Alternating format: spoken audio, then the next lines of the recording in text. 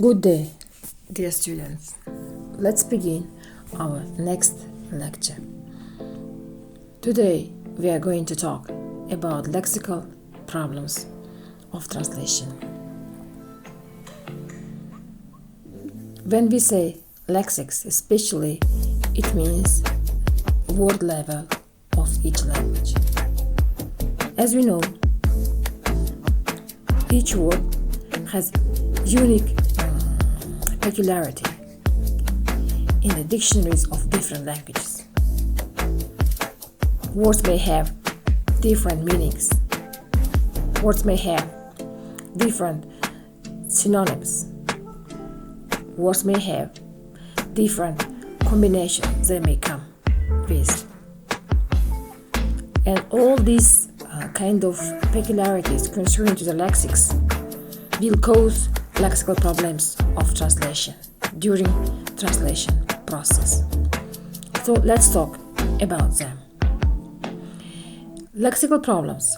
As a rule, the object of translation is not a list of separate lexical units, but a coherent text in which the source language words make up an integral whole.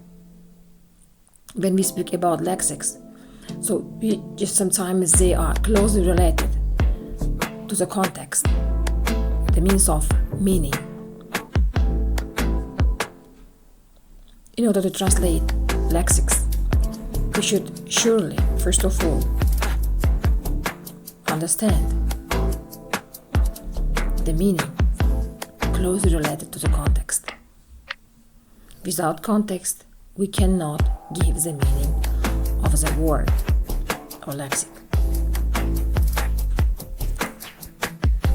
Though each word in the language has its own meaning, the actual information it conveys in the context depends, to a great extent, on its contextual environment. So, this phrase confirms the previous phrase as the meaning of the word actually depends from the contextual environment.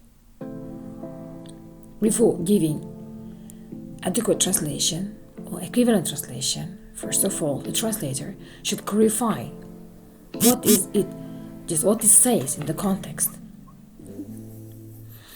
The meaning of any word in the text cannot be understood and translated without a due regard to the specific context in which it is actualized.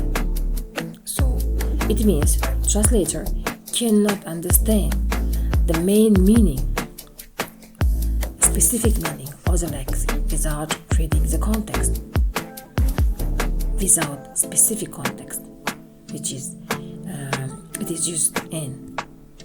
To understand the meaning of the context, translator should have background knowledge of culture, he should have a wide range of vocabulary. Some words, however, are less sensitive to the contextual influence than others. There are words with different meanings, which are retained in the most contexts and are relatively context-free words. So that means, what is a context-free words? So they are free from the context. Their meaning is free from the context. Let's talk about them. Context-free words are mainly found among proper geographical names, titles of magazines and newspapers, names of various firms, organizations, ships, aircrafts, and the like. These kind of verbs are called context-free words. Their meaning does not depend on the context, so translator may freely translate them or choose equivalent in the target language. How to translate context-free words? Which way of translation should we choose? What kind of synonymic level should the translator choose?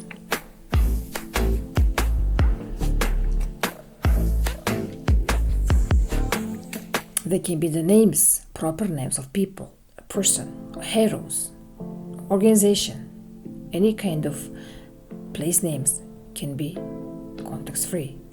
As you know, there are fixed rules or approved versions of translation in the target language. For example, geographical names, we can rely on the maps. When we speak about organization names, we have to choose approved version of the translation in the target language. For example, ministries, allied organizations have got their approved names, officially approved names. Among technical terms used by experts in all fields of human activity, for example, the months, days of the week, numerals are context-free words. Context-free words have permanent equivalents in the target language. Permanent equivalents of the context-free words are often formed by transcription with possible elements of translation or alone translation. The numbers are context-free words. But numbers also have got equivalent in the target language. Before translating them, we should rely on some kind of sources in order to give the meaning of the source language. Let's look at the next slide. Proper and geographical names are transcribed with target language letters. Smith, Brown, John, Fitzgerald Kennedy, John Fitzgerald Kennedy, Cleveland, and so on. The same is true about the titles of periodicals and the names of firms and corporations. Life, U.S. News, World Reports, U.S. News and World Report, General Motors Corporation, Harriman and Brothers, Carr, Riemann and Brothers.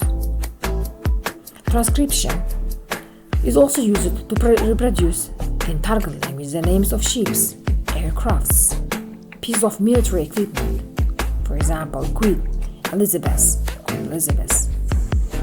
Spitfire, Hawk, Trident, Honest John. Minor exceptions. The first, it is sometimes supplemented by elements of transliteration of when source and letter are reproduced in the target language. For example, Dorset, Bonner's Ferry. So we pronounce double consonants, which is not pronounced in the source language.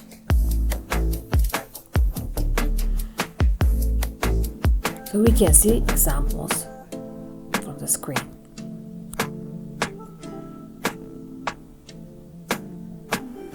The sound R is not produced in English language, but in Russian we say Dorset. Bonner's Ferry. They reproduce letters twice in English, in Russian or in target language.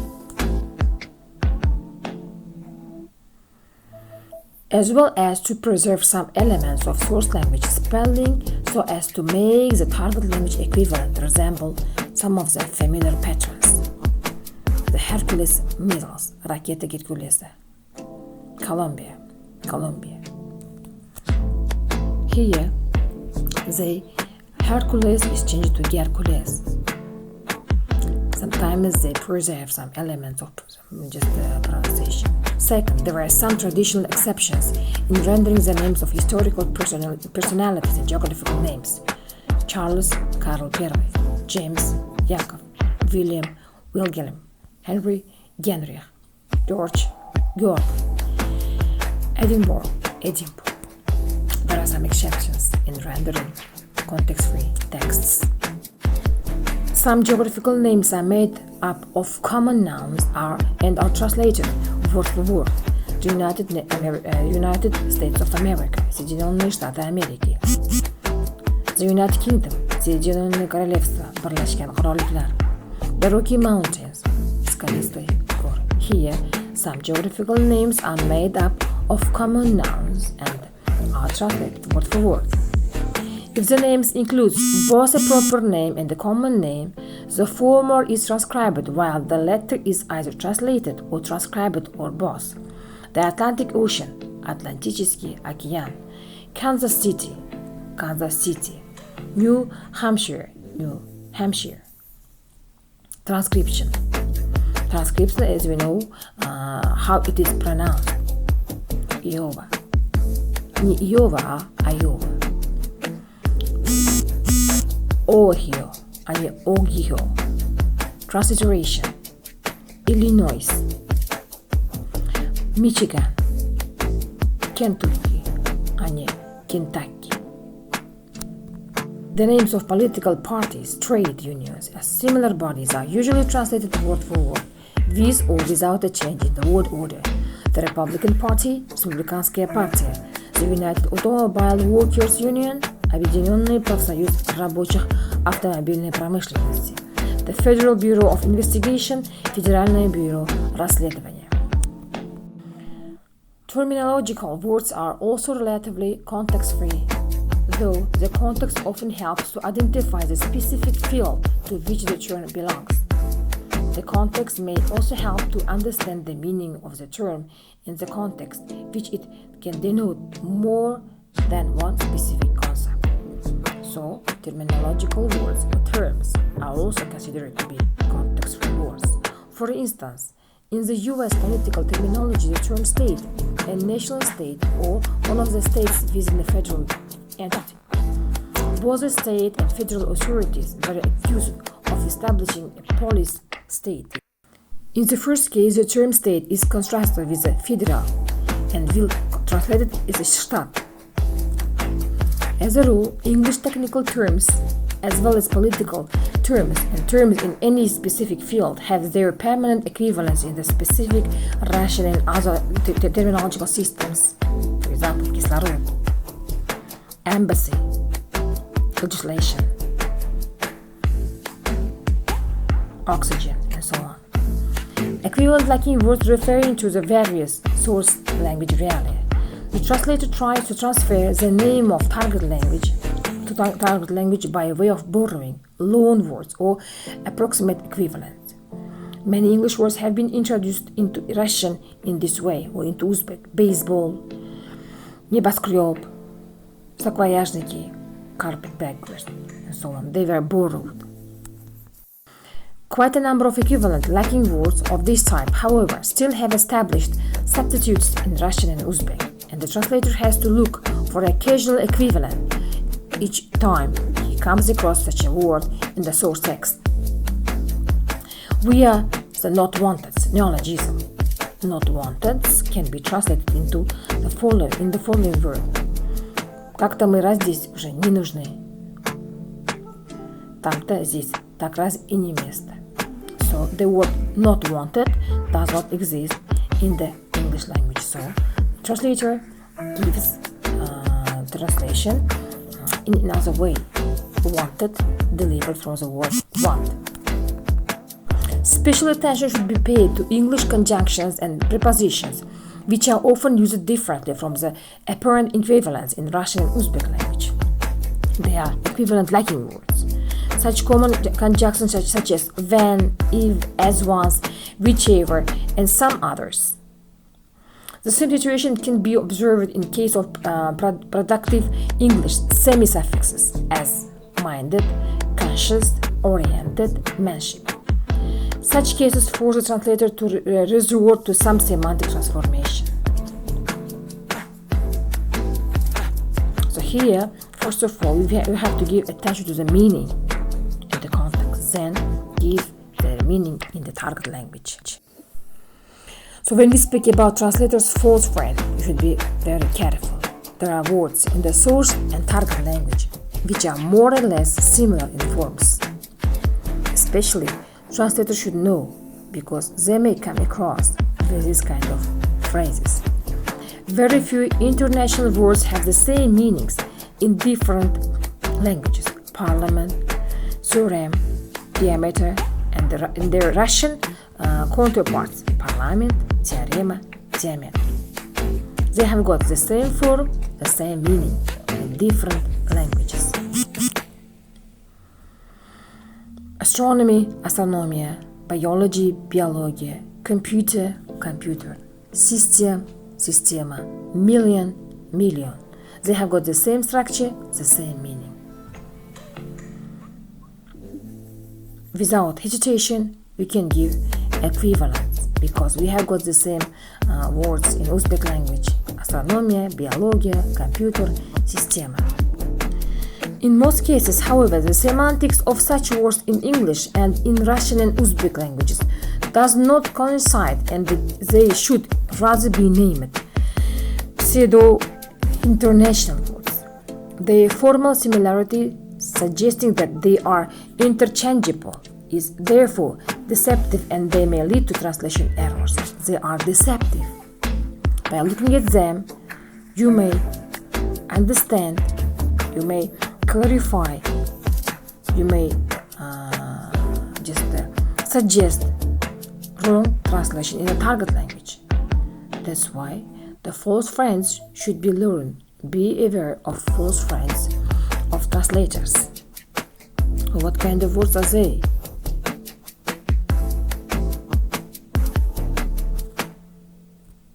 There are several of them.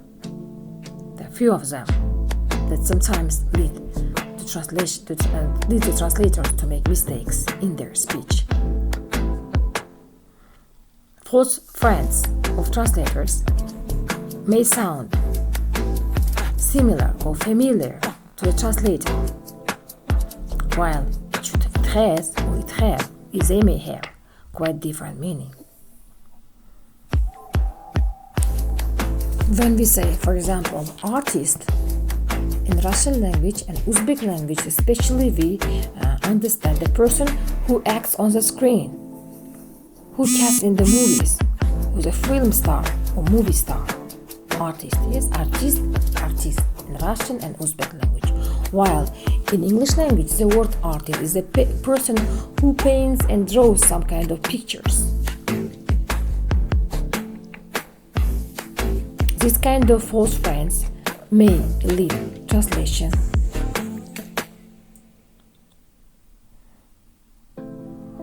to the wrong fulfillment.